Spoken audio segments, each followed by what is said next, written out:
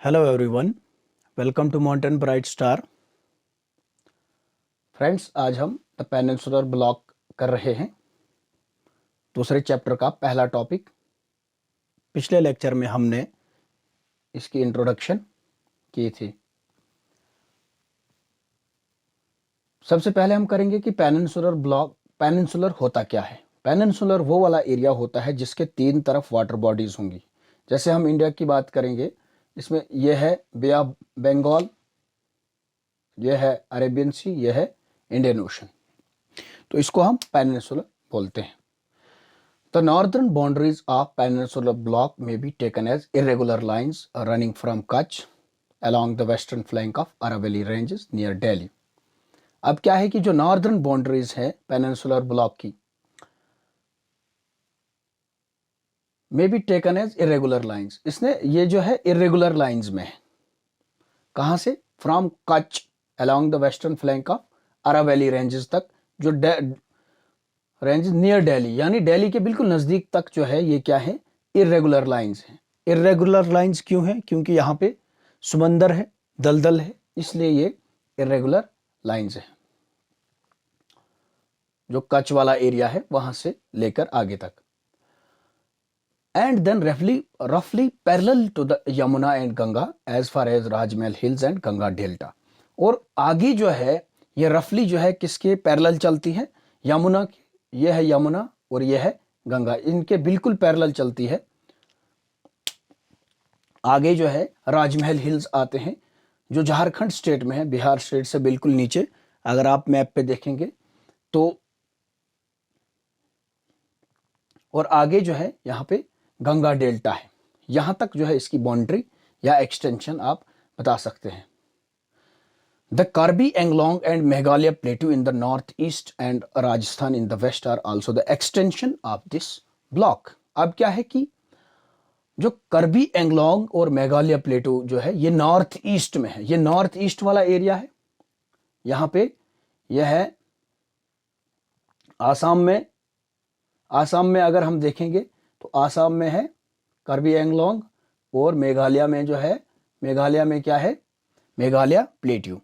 ये दोनों प्लेट्यूज यहाँ पे हैं, नॉर्थ ईस्ट में है। और राजस्थान की अगर हम बात करेंगे तो वेस्ट में राजस्थान तक इसका एक्सटेंशन है, यानी ये राजस्थान में जो है इसकी बाउंड्री बनती है इस ब्लॉक की, द पेनिनसुलर ब्लॉक की। The north eastern part are separated by the Malda fault in West Bengal. जो नॉर्थ ईस्टर्न पार्ट है, यानी ये वाला जो पार्ट है, इसको सेपरेट करता है मालदा फॉल्ट। ये फ्रेंड्स याद रखिएगा, बहुत इंपॉर्टेंट है।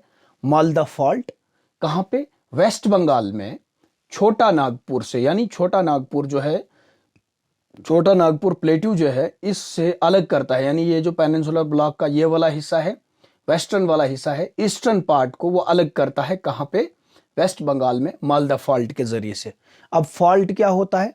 फॉल्ट जो है ये फ्रैक्चर होता है या जोन ऑफ फ्रैक्चर होता है between two blocks of rocks के बीच में जो है एक फ्रैक्चर होता है या फ्रैक्चर जोन होता है, उसे आप फॉल्ट कह सकते हैं।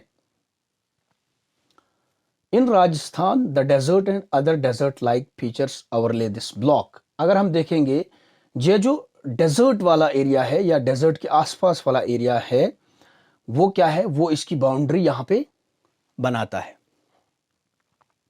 इस तरफ से इसकी बाउंड्री यहां पे बनती है। सिंस द कैम्ब्रियन पीरियड, अगर हम देखेंगे सबसे पहले कैम्ब्रियन पीरियड क्या होता है, तो कैम्ब्रियन पीरियड जो है जियोलॉजिकल फर्स्ट एज, जो जियोलॉजिकल एज है उसको कैम्ब्रियन पीरियड कहा जाता है। The peninsula has been standing like a rigid block with the exceptions.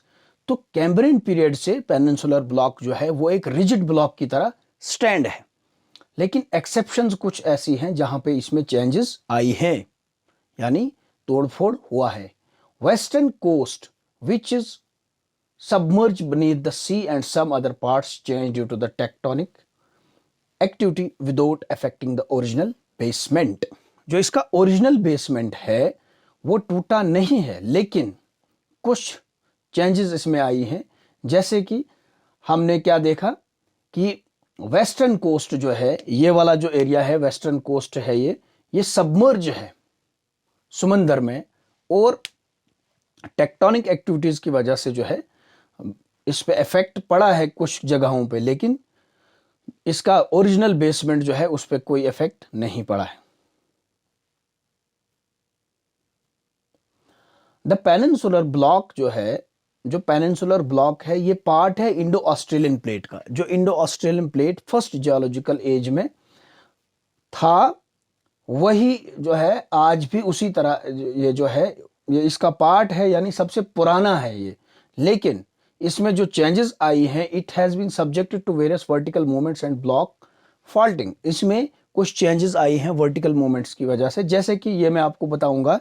ये एक यहाँ पे मान लीजिएगा ये हॉटस्पॉट है, जब इसके ऊपर से प्लेट मूव कर देगी तो इसको यहाँ से मोल्टन मैग्मा जो होता है, यहाँ से इसको गर्मी मिलती है, तो यहाँ पे इसमें चेंजेस आने के आसार रहते हैं, असर रहते हैं। तो एग्जाम्पल जैसे कि क्या क्या चेंजेस आई है, नर्मदा वैली बनी है, तापी वैली बनी है, सतपुरा ब्लॉक, जैसे ये है विंध्यास, सतपुरा ब्लॉक, नर्मदा, तापी वैली, ये रिफ्ट वैलीज हैं। ये कैसे बनी है कि प्लेट जो है ये डाइवर्ज हो गई है यहाँ पे, इसलिए यहाँ पे जो है ये रिफ्ट वैलीज बनी है। The peninsular mostly consists of relic and residual mountain like the Aravalli Hills, Nallamala Hills, Javdi Hills, Valkonda Hills and the Palkonda Ranges and Mahendragiri Hills। ये सारी इसकी एग्जाम्पल्स हैं। जैसे कि ये वाले हिल्स जो हैं, इसमें तोड़फोड़ हुई है, इसमें चेंजेस, इनमें चेंजेस आई हैं। जैसे कि आपको एग्जाम्पल एक दूंगा, जैसे अरावली हिल्स हैं, पहले अगर हम ये जियोलॉजिकल फर्स्ट एज की बात करेंगे तो अरावली हिल्स जो हैं इस पेनिनसुलर ब्लॉक के सबसे बड़े माउंटेन माने जाते थे। लेकिन जब ये जो है यूरेशियन प्लेट के साथ टकराए तो यहाँ पे जो है हिमालयाज बने, और हिमालय जो है सबसे बड़े माउंटेन माने जाते हैं, और ये जो हैं ये हिल्स माने जाते हैं। अब यहाँ पे डिफरेंस है कि हिल्स और माउंटेन्स में क्या डिफरेंस होता है। हिल्स जो हैं वो ज़्यादा लॉफ्टी नहीं होते हैं, लेकिन माउंटेन ज़्यादा लॉफ्टी होते हैं। The river valleys here are shallow with low gradient. यहाँ के जो रिवर वैलीज हैं पेनिनसुलर ब्लॉक के, जैसे गोदावरी है, कृष्णा है, कावरी है, बहुत सारे रिवर्स जो हैं वो क्या हैं, उनका क्या है, river valleys here are shallow है, लेकिन विद लो ग्रेडियंट। उनका ग्रेडियंट जो है यानी गहराव जो है वो बहुत कम है, लेकिन रिवर बेड जो है वो ब्रॉड है। वो इसलिए है क्योंकि ये बिल्कुल, आपको ग्रेडियंट समझाना चाहूँगा, क्योंकि ये बिल्कुल सीधा चलते हैं। प्लेन में चलते हैं तो यहाँ से पानी आएगा, चलेगा आहिस्ता चलेगा आगे। लेकिन अगर इसका हाई ग्रेडियंट होता है, जैसे हिमालयन रिवर्स का होता है हाई ग्रेडियंट, तो यहाँ से पानी आएगा, वो सरसराटे हुए यहाँ से निकल जाएगा। तो ये याद रखेगा कि यहाँ का इन वाले रिवर्स में, जो पेनिनसुलर ब्लॉक में रिवर्स हैं, इनका ग्रेडियंट जो है यानी गहराव जो है वो बहुत कम होता है, और रिवर बेड जो है वो भी छोटा होता है। रिवर बेड भी बिल्कुल छोटा होता है, गहरा नहीं होता है। और जो हिमालय से रिवर आते हैं उनका रिवर बेड छोटा होता है और गहराव बहुत ज़्यादा होता है। लेकिन जो रिवर्स पेनिनसुलर ब्लॉक से निकलते हैं उनका रिवर बेड ब्रॉड होता है और गहराव जो है वो बहुत कम रहता है। और पेनिनसुलर ब्लॉक की अगर हम बात करेंगे तो ज़्यादातर इसमें ईस्ट फ्लोइंग रिवर्स हैं और वो डेल्टाज बनाते हैं। ईस्ट फ्लोइंग रिवर्स क्यों हैं? क्योंकि ये वाला जो एरिया है पेनिनसुलर ब्लॉक का ये टिल्टेड है, तो टिल्टेड है तो ज़्यादातर रिवर्स इसीलिए जो हैं वो ईस्ट फ्लोइंग रिवर्स इसमें हैं। और वो डेल्टाज क्यों बनाते हैं?